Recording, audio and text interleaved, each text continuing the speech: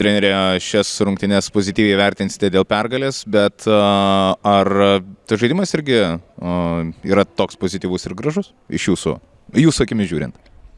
Ne, atvirai pasakius ne, todėl kad mes turim labai įsiskiriantį mentalitetą komandoje, o mums reikia, kad jisai būtų vienas ir tas pats. Jeigu mes norim kažką pasiekti šį sezoną, mes negalim ten turėti pusę žaidėjų žaidžiant maksimaliai, pusę įsivažiuojant nuo 3-4 kėlinio. Jeigu mes kažką norim, mes turim nuo pirmos minutės visi kartu žaisti to pačiu ritmu ir taip toliau. O per šias rungtynės to nebuvo, tai tas biški liūdna. Aišku, suprantu, senai bežaidam, bet mentaliteto tu neištreniruosi, tu arba turi, arba ne. Tai ateini nusiteikęs, nesvarbu, kad tu žaidai prieš, nežinau, kada mes ten žaidžiam, gruodžio 15 paskutinį kartą žaidėm. Čia yra nesvarbu, mentalitetas turi būti nuo pirmos minutės. Gerai, dabar apie pozityvą. Ką galite išskirti, ką komanda padarė šiandieną gero? Bazinius dalykus tikrai gerai padarė. Tai kas, kad mes norim bėgti, toks mūsų žaidimas, kad energija didelė, tą mes darėm. Tai čia ir buvo tie pozityvūs dalykai. Sveikinu su pergalė, tai yra pozityvu, gražu, bet už ką tavo akimis treneris turėtų pylos jums duoti? Oi, už klaidas. Čia pirmiausia ir už atkovotus kamuolius, kad nepasiėmėm gynybai. Tai čia, manau, didžiausi minusai buvo šių rungtynių.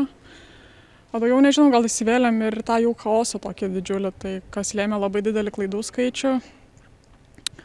Aišku, po švenčių sunku įsivažiuoti, kaip ir visom komandom, atrodo ir sportavom ir viską, bet vis tiek kažkas nežinau. Bet nieko, žingsnis po žingsnio grįšim tam, kur turėjom būti. O už ką turėtų pagirti? Gal už energiją, už greitą bėgimą, už, nežinau. Šiaip gera emocija buvo visos rungtynės, tai tas, manau, svarbiausia. Trenerė, rezultatas netenkina, o žaidimas?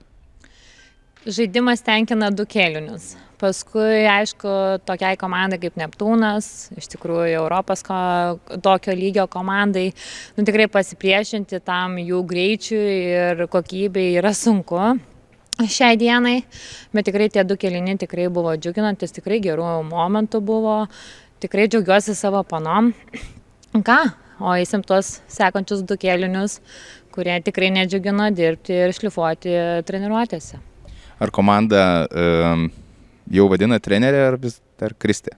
Kartais maišosi. Matau ir komentatorius maišosi tas dar. Gerbiama Mikelionytė, prašom papasakoti ir atskleisti pagrindinės pralaimėjimo šiandieną Neptūnas Amberton komandai priežastis. Tai kaip visada klaidos, labai daug klaidų ir atrodo, kad jau mūsų nauja trenerė Kristė šiek tiek įvedinėja sistemą. Tas žaidimas kažkiek po truputį gerėja, šiandien ir Soliukas labai gerą emociją davė, bet tos klaidos reikia mažinti klaidas. Ir kaip tas klaidas mažinti? Treniruotis ir treniruotėse dirbti visų 100%. Ir manau, viskas ateis su laiku. Komandoje turėjome šiek tiek pokyčių, tai tas šiek tiek mus išmušė. Tai manau, mums reikia tiesiog laiko.